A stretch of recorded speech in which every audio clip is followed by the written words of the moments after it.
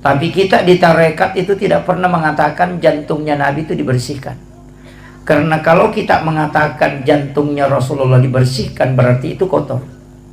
Dan Nabi itu jantungnya tidak mungkin kotor. Apa hakikat di balik itu? Para ulama tarekat itu justru membalik. Peristiwa itu dibalik. Bahwa bukan jantungnya Rasulullah yang dibersihkan. Akan tetapi air yang dipakai ketika jantungnya Nabi itu diambil, dimasukkan ke dalam satu wadah, dan di dalam wadah itu ada air Samsam. Air Samsam inilah sebenarnya yang ingin dijadikan oleh Allah sebagai obat, sekaligus mendapatkan barakah, sehingga dia diberi kesempatan menyentuh kalbunya Rasulullah. Jadi bukan kalbunya Nabi yang kotor, tapi air Samsam yang ingin dijadikan obat. Makanya dia diberi kesempatan menyentuh kalbunya Rasulullah. Dan semua itu kan lari ke situ.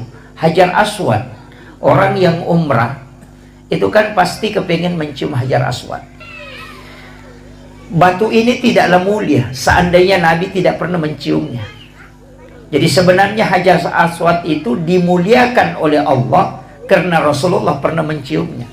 Seandainya Rasulullah mencium makamu Ibrahim, maka orang akan mencium makamu Ibrahim.